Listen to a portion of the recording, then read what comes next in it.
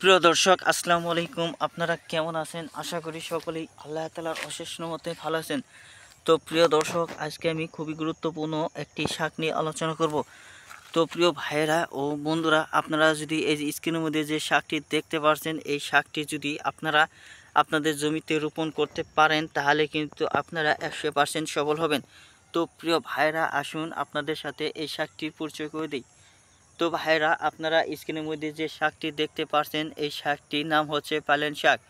তো প্রিয় ভাইরা, পালং শাক আপনার মানব দেহের জন্য এতই গুরুত্বপূর্ণ যে তো মানব দেহের যত প্রকার ভিটামিনের অভাব যাদের মধ্যে রয়েছে, সে সমস্ত ভাই ও বোনদেরকে বলবো আপনারা বেশি করে পালং শাক নিজেরাই রোপণ করে নিজেরাই খেয়ে নিন। তার কারণ হচ্ছে বন্ধুরা, এই পালং শাক খেলে আপনাদের স্মৃতিশক্তি অবশ্যই দ্বিগুণ বৃদ্ধি পাবে।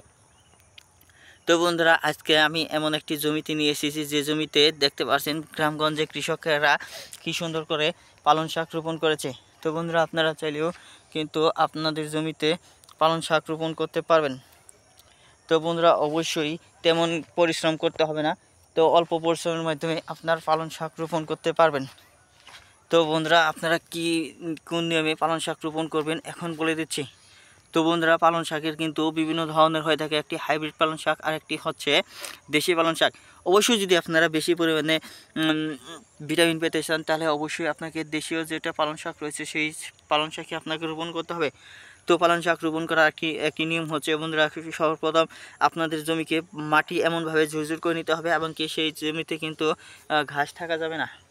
তো সেই জমিতে যদি ঘাস থাকে তাহলে সেই জমিতে কিন্তু পালং শাকের ফলন ভালো হবে না। তো বন্ধুরা, তারপর আপনারা কি করবেন, আপনারা পালং শাক একদিন সারা রাত ভিজিয়ে রেখে পালং শাকের বীজ সারাদিন ভিজিয়ে রাখার পর বন্ধুরা আপনারা কি করবেন, তারপরের দিন বন্ধুরা আপনাদের জমিতে বিভিন্ন ধরনের সার প্রয়োগ করে তারপর সেই জমিতে পালং শাকের বীজ ছিটিয়ে রোপণ করবেন। অবশ্যই বন্ধুরা এমনভাবে রোপণ করতে হবে যাতে করে